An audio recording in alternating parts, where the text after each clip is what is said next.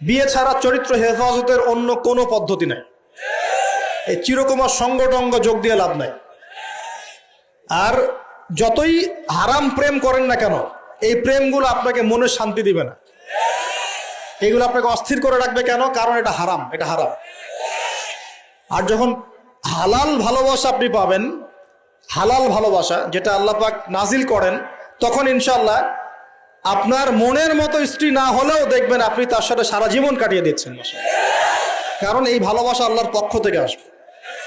এখানে শুধু এই যে কিছু মানুষ মনে করে বিয়ে মানে যৌনতা, তাই না? এটা একটা কনসেপ্ট তৈরি করে দেওয়া হয়েছে, বিয়ে মানে মনে হয় যৌনতা। আসলে বিয়ে যৌনতার বৈধ একটা পথ মাত্র, এটা হালাল একটা পথ মাত্র। এখানে আরো বড় বিষয়টা হচ্ছে দায়িত্ববোধ। দায়িত্ব, একটা মানুষের দায়িত্ব নেয়া, তার অভিভাবক হওয়া, তার সাথে জীবনের সুখ দুঃখ হাসি কান্নাকে ভাগাভাগি করে নেয়া, তার সাথে জীবনের উদ্দেশ্য ফিক্স করা, কষ্ট করে হলেও সবর করে হলেও সুখে দুঃখে পাশে থাকা।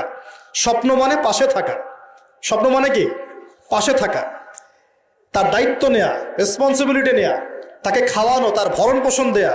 কেউ যদি আপনার স্ত্রীর দিকে খারাপ চোখে তাকায়, আপনি তার চোখটা পর্যন্ত তুলে ফেলবেন, এর নাম বিয়ে। এই কাজ করবেন না?